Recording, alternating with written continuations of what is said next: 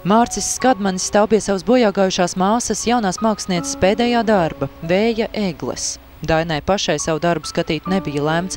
Egli parkā pie Kongresa nama uzstādīja viņas bēru dienā.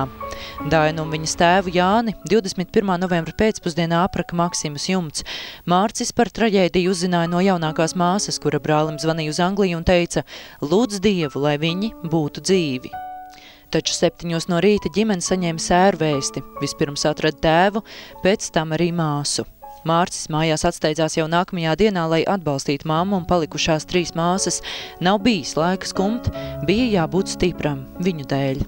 Kad es aizgāju uz to notikumu vietu ar ģimenes locekļiem, tad sajūta bija tāda, ka bija migla, klusums.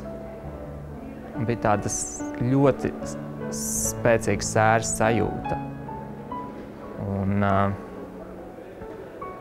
mēs nolikām svecītes un aizlūdzām par savējiem. Taču Mārcis, stāstot par tuvajiem, negrib tikai sērot. Viņš aicina arī citus bojāgājušo tuviniekus runāt par labo, kas palicis pēc aizgājējiem. Tas ir pats galvenais, lai cilvēki piemina ar labo, jo katrs aiz šīm cipara 54. Katram cilvēkam ir bijusi savi sapņi, savi likteņi, savi piedzīvojumi. Tēvu Mārcis atcerēsies kā Beatlu fanu, Latvijas patriotu, galda tenisistu un motosporta piekritēju, bet pāri visam kā mīlošu tēti. Savukārt par Dainu Mārcim visvairāk žēl, ka visi viņas sapņi vēl nepaguva īstenoties. Abas ar Dvīņu māsu viņas bija sapņojušas par savām izstādēm un vēl lielākiem panākumiem pēc tam, kad pabeigs Mākslas akadēmiju. Dainas sapņi aprāvušies nepiepildījušies. Valsts piedāvāto psihologu palīdzību Skadmaņi nav izmantojuši, jo viņiem ir vienam otrs. Savā ziņā mēs esam paši kāda veida psihologi ģimenē, lai izrunātu viens ar otru. Tā ir uzticība ģimenes locekļiem, jo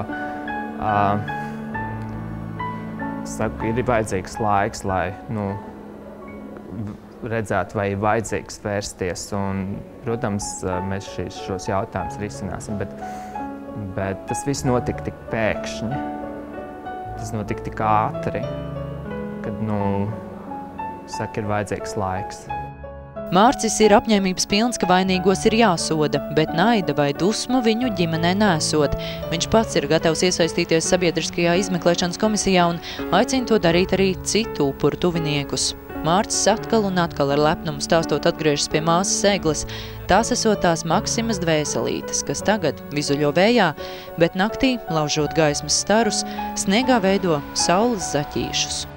Vakar es arī redzēju, ka mazie bērni staigāja šeit riņķī, un viņiem patika, ka šīs mirdzošās bumbas vizuļo, griežās, spīd un rada šo te svētku sajūtu pirms Ziemassvētkiem. Kristīna Žilde, Rihards Vīgants, TV3 ziņas.